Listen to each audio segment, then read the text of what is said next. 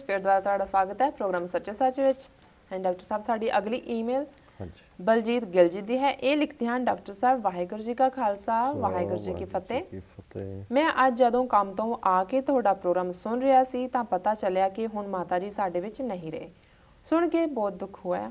ਪਰਮਾਤਮਾ ਉਹਨਾਂ ਨੂੰ ਆਪਣੇ ਚਰਨਾਂ ਵਿੱਚ ਨਿਵਾਸ ਬਖਸ਼ੇ। ਇਸ ਦਰਦ ਦੇ ਬਾਵਜੂਦ ਤੁਸਾਂ ਨੇ ਪ੍ਰੋਗਰਾਮ ਬੜਾ ਚੜ੍ਹਦੀ ਕਲਾ ਵਿੱਚ ਕੀਤਾ। ਮੈਂ ਡਾਕਟਰ ਸਾਹਿਬ ਤੁਹਾਨੂੰ ਪ੍ਰਣਾਮ ਕਰਦਾ ਹਾਂ।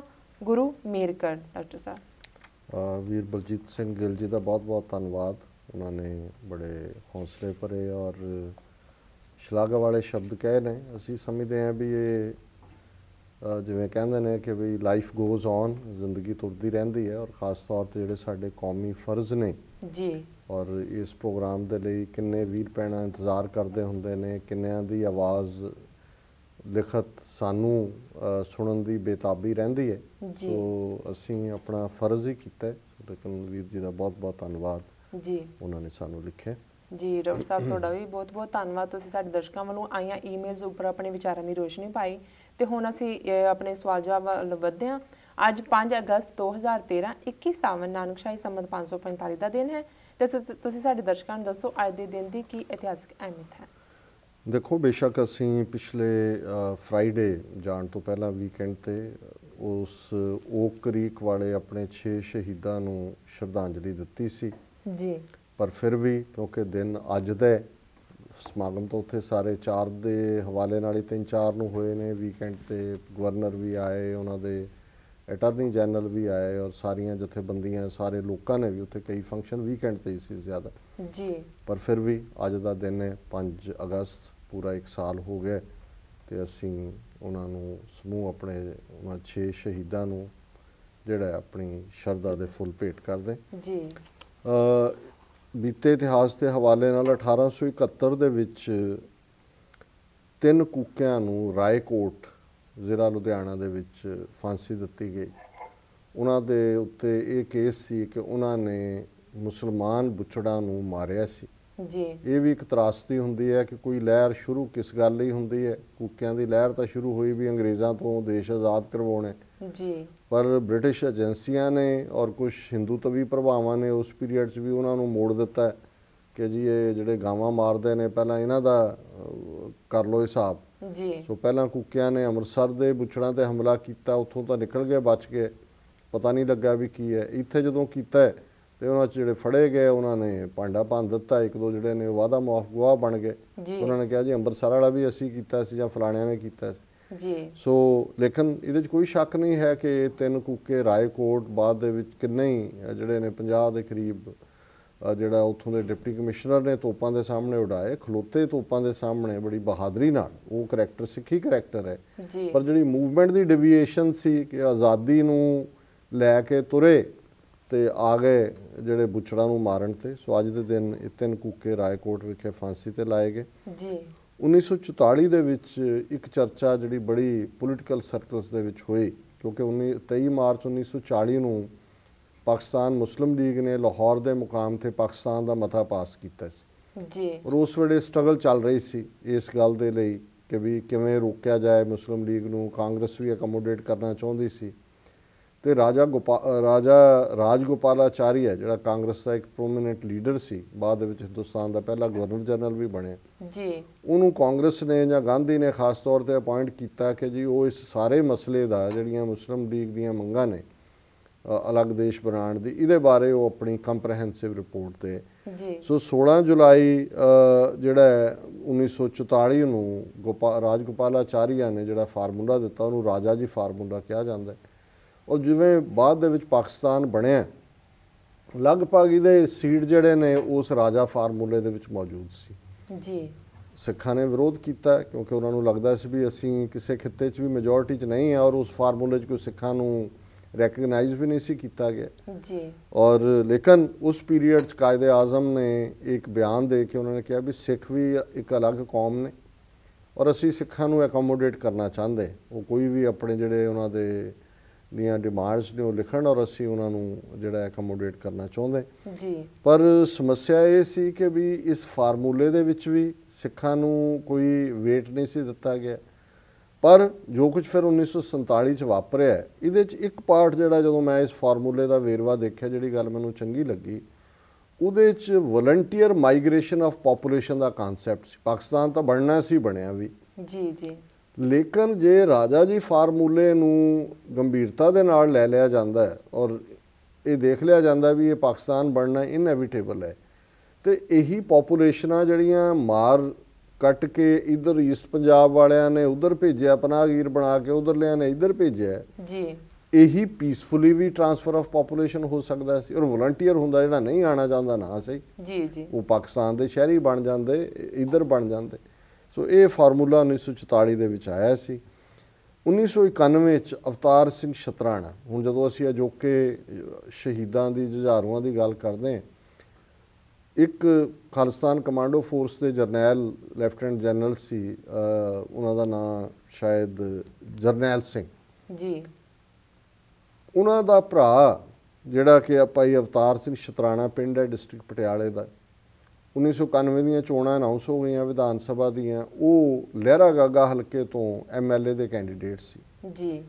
ਪੁਲਿਸ ਨੇ ਉਹਨਾਂ ਨੂੰ ਚੁੱਕਿਆ, ਥਾਣੇ 'ਚ ਲਿਆ ਕੇ ਇੰਨਾ ਟੌਰਚਰ ਕੀਤਾ, ਜਿਹੜਾ MLA ਦੇ ਲਈ ਖੜਾ ਕਿ ਵੀ ਤੇਰਾ ਭਰਾ ਜੁਝਾਰੂ ਹੈ ਜੀ, ਗਰਮ ਪ੍ਰੈਸਾਂ ਲਾ ਲਾ ਕੇ ਉਹਨਾਂ ਦਾ ਸਾਰਾ ਸਰੀਰ ਜਿਹੜਾ ਉਹ ਪਚ ਦਿੱਤਾ, ਉਹਨਾਂ ਦੀ ਮੌਤ ਹੋ ਗਈ ਜੀ।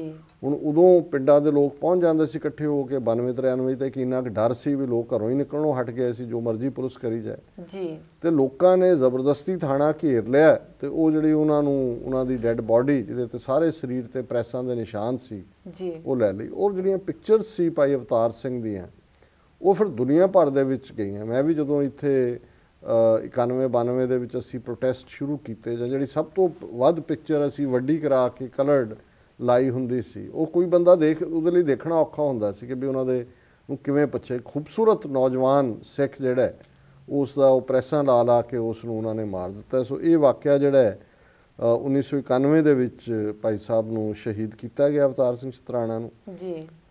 ਪਿੰਗਲਵਾੜਾ ਅੰਮ੍ਰਿਤਸਰ ਦਾ ਜਦੋਂ ਜ਼ਿਕਰ ਹੁੰਦਾ ਹੈ, ਤੇ ਜਿਹੜੀ ਇੰਸਟੀਟਿਊਸ਼ਨ ਇੱਕ ਬੰਦੇ ਨੇ ਆਪਣੀ ਸਮਾਜ ਸੇਵਾ, ਆਪਣੀ ਡਿਵੋਸ਼ਨ ਦੇ ਨਾਲ ਖੜੀ ਕੀਤੀ, ਉਹ ਪਿੰਗਲਵਾੜਾ ਹੈ। ਭਗਤ ਪੂਰਨ ਸਿੰਘ ਇੱਕ ਫਕੀਰ ਕਿਸਮ ਦਾ ਬੰਦਾ ਹੈ ਜਿਹਨੇ ਲਾਹੌਰ ਦੇ ਵਿੱਚ ਗੁਰਦੁਆਰਾ ਡੇਰਾ ਸਾਹਿਬ ਦੇ ਬਾਹਰ, ਕੋਈ ਮਾਂ ਆਪਣੇ ਪਿੰਗਲੇ ਬੱਚੇ ਨੂੰ ਛੱਡ ਗਈ, ਉਹ ਸੇਵਾਦਾਰ ਉੱਥੇ ਸੇਵਾ ਕਰਦੇ ਸੀ, ਉਹ ਆਏ, ਉਹਨਾਂ ਨੇ ਦੇਖਿਆ ਬਾਹਰ ਬੱਚਾ ਪਿਆ ਗੁਰੂ ਦੇ ਦਰ ਤੇ ਜੀ, ਔਰ ਪਿਆਰਾ ਸਿੰਘ ਸ਼ਾਇਦ ਉਹਦਾ ਨਾਂ ਸੀ, ਉਹਦੇ ਬਾਰੇ ਉਹਨਾਂ ਨੇ ਬਹੁਤ ਸਾਰੀ ਬਾਤ 'ਚ ਲਿਖੀਆਂ ਵੀ, ਟਰੈਕਟ ਲਿਖੇ ਜੀ, ਉਹਨੂੰ ਉਹਨਾਂ ਨੇ ਚੁੱਕ ਲਿਆ, ਔਰ ਉਹ ਇੱਕ ਬੱਚੇ ਤੋਂ ਹੀ ਇਹ ਕੰਮ ਸ਼ੁਰੂ ਹੋਇਆ। ਅੱਜ ਬਹੁਤ ਵੱਡੀ ਇੰਸਟੀਚਿਊਟ ਹੈ, ਮਿਲੀਅਨਸ ਆਫ ਡਾਲਰਸ ਦਾ ਉਹਨਾਂ ਦਾ ਬਜਟ ਹੈ ਜੀ, ਸ਼ਾਇਦ ਡਾਕਟਰ ਇੰਦਰਜੀਤ ਕੌਰ ਨੇ ਜਿਹੜੇ ਉਹਨੂੰ ਹੈਡ ਕਰਦੇ ਨੇ ਜੀ। ਭਗਤ ਪੂਰਨ ਸਿੰਘ ਹੋਰਾਂ ਨਾਲ ਮੈਨੂੰ ਵੀ ਅਕਸਰ ਮਿਲਣ ਦਾ ਮੌਕਾ ਵੀ ਬਣਦਾ ਰਿਹਾ, ਮੈਂ ਉਹਨਾਂ ਦੇ ਜਨਮ ਦਿਨ ਵਾਲੇ ਦਿਨ ਖਾਸ ਤੌਰ ਤੇ ਉਹਨਾਂ ਨੂੰ ਮਿਲਣ ਵੀ ਜਾਂਦਾ ਸੀ ਜੀ, ਔਰ ਉਹਨਾਂ ਦੇ ਲਈ ਕਿਉਂਕਿ ਉਹ ਸ਼ੁੱਧ ਖੱਦਰ ਪਹਿਨਦੇ ਸੀ, ਸੋ ਮੈਂ ਇੱਕ ਖੱਦਰ ਦਾ ਚੰਗਾ ਉਹਨਾਂ ਦੇ ਲਈ ਸੂਟ ਵੀ ਲੈ ਕੇ ਜਾਣਾ, ਮੇਰੇ ਨਾਲ ਉਹਨਾਂ ਨੇ ਕਾਫੀ ਸਨੇਹ ਵੀ ਕਰਨਾ। ਹਾਲਾਂਕਿ ਬਹੁਤ ਸਾਰੀਆਂ ਚੀਜ਼ਾਂ ਆਈਡੀਓਲੋਜੀਕਲੀ ਕਨਫਿਊਜ਼ਨ ਵੀ ਸੀ, ਥੋੜ੍ਹੇ ਕਾਂਗਰਸ ਦੇ ਇਨਫਲੂਐਂਸ ਥੱਲੇ ਸੀ, ਗਾਂਧੀ ਨੂੰ ਵੀ ਐਡਮਾਇਰ ਕਰਦੇ ਸੀ, ਮਾਸਟਰ ਤਾਰਾ ਸਿੰਘ ਦੇ ਵੀ ਐਡਮਾਇਰਰ ਸੀ, ਪਰ ਜਦੋਂ ਜੂਨ 84 ਦਾ ਹਮਲਾ ਹੋਇਆ, ਉਸ ਤੋਂ ਬਾਅਦ ਉਹਨਾਂ ਨੇ ਬਿਲਕੁਲ ਆਪਣੀ ਵਿਚਾਰਧਾਰਾ ਬਦਲੀ, ਔਰ ਉਹਨਾਂ ਨੂੰ ਪਦਮ ਸ਼੍ਰੀ ਦਾ ਐਵਾਰਡ ਦਿੱਤਾ ਹੋਇਆ ਸੀ ਗਵਰਨਮੈਂਟ ਆਫ ਇੰਡੀਆ ਨੇ, ਜਿਹੜਾ ਉਹਨਾਂ ਨੇ ਮੋੜ ਦਿੱਤਾ ਸੀ। ਉਹਨਾਂ ਨੇ ਕਿਹਾ ਵੀ ਇਹ ਜੋ ਜ਼ੁਲਮ ਗੁਰੂ ਰਾਮਦਾਸ ਦੇ ਦਰਬਾਰ 'ਚ ਹੋਇਆ, ਬਟ ਉਹਨਾਂ ਨੇ ਸੇਵਾ ਦੇ ਪੱਖ ਨੂੰ, ਜੇ ਉਧਰ ਮਦਰ ਟੈਰੇਸਾ ਦਾ ਨਾਂ ਲਿਆ ਜਾਂਦਾ, ਉਹਨਾਂ ਦੀ ਤਾਂ ਬੈਕ ਤੇ ਦੁਨੀਆ ਭਰ ਦੀਆਂ ਬਹੁਤ ਜਿਹੜੀਆਂ ਬਿਲੀਅਨੇਅਰ ਈਸਾਈ ਇੰਸਟੀਚਿਊਟਸ ਨੇ, ਇਸ ਫਕੀਰ ਆਦਮੀ ਨੇ ਆਪਣੇ ਬਲਬੂਤੇ ਤੇ ਗੁਰੂ ਦੇ ਵਿਸ਼ਵਾਸ ਦੇ ਉੱਤੇ ਜਿਹੜਾ ਇਹਨਾਂ ਜਿਨ੍ਹਾਂ ਦਾ ਕੋਈ ਨਹੀਂ ਹੈ ਜੀ, ਉਹਨਾਂ ਦੀ ਸੇਵਾ ਸੰਭਾਲ ਲਈ ਇਹ ਪਿੰਗਲਵਾੜਾ ਜਿਹੜਾ ਉਹ ਸ਼ੁਰੂ ਕੀਤਾ।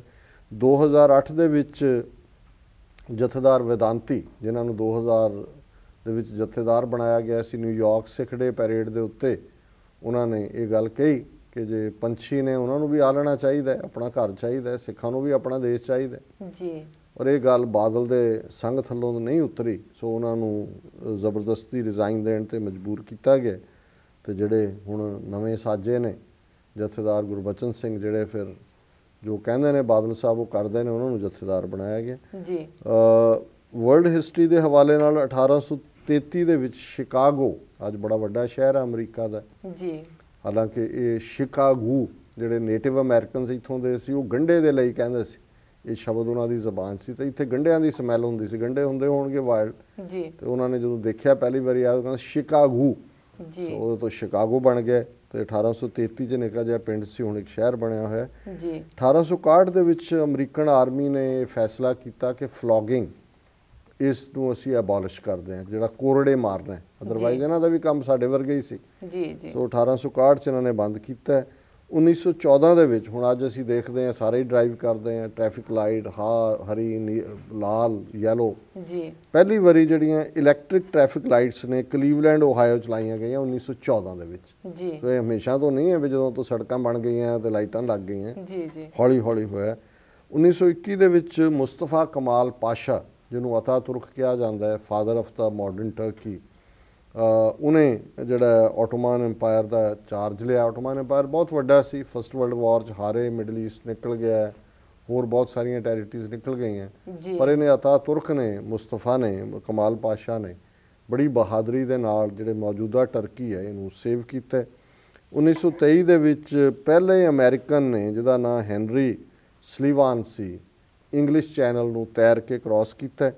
1945 ਦੇ ਵਿੱਚ ਅਮਰੀਕਾ ਨੇ ਹੀਰੋਸ਼ੀਮਾ ਦੇ ਉੱਤੇ ਅੱਜ ਦੇ ਦਿਨ, ਹਾਲਾਂਕਿ ਜਾਪਾਨ ਦੇ ਵਿੱਚ ਕੱਲ੍ਹ ਦਾ ਦਿਨ ਹੋਏਗਾ ਕਿਉਂਕਿ ਉਹ ਅੱਗੇ ਆ ਉਹਨਾਂ ਦਾ 14-15 ਘੰਟੇ, ਹੀਰੋਸ਼ੀਮਾ ਤੇ ਐਟਮ ਬੰਬ ਸੁੱਟਿਆ। ਫਿਰ ਨਾਗਾਸਾਕੀ ਤੇ ਸੁੱਟਿਆ ਥੋੜੀ ਦੇਰ ਬਾਅਦ। ਜੀ। ਹੁਣ ਇਹ ਦੁਨੀਆ ਨੂੰ ਕਹਿੰਦੇ ਨੇ ਜੀ ਫਲਾਣਾ ਨਾ ਨਿਊਕਲੀਅਰ ਹੋ ਜਾਏ, ਫਲਾਣਾ ਨਾ ਹੋ ਜਾਏ, ਇਹਨਾਂ ਨੇ ਹੀ ਕੰਮ ਕੀਤਾ ਹੋਇਆ। ਜੀ।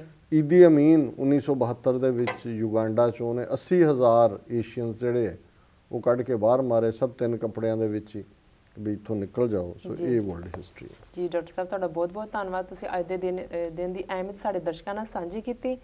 ਵੀਅਰਸ, ਪ੍ਰੋਗਰਾਮ ਦਾ ਸਿਲਸਿਲਾ ਇਸ ਤਰ੍ਹਾਂ ਚੱਲਦਾ ਰਹੇਗਾ। ਮਿਲਦੇ ਹਾਂ ਆਫਟਰ ਦਿਸ ਸ਼ਾਰਟ ਬ੍ਰੇਕ।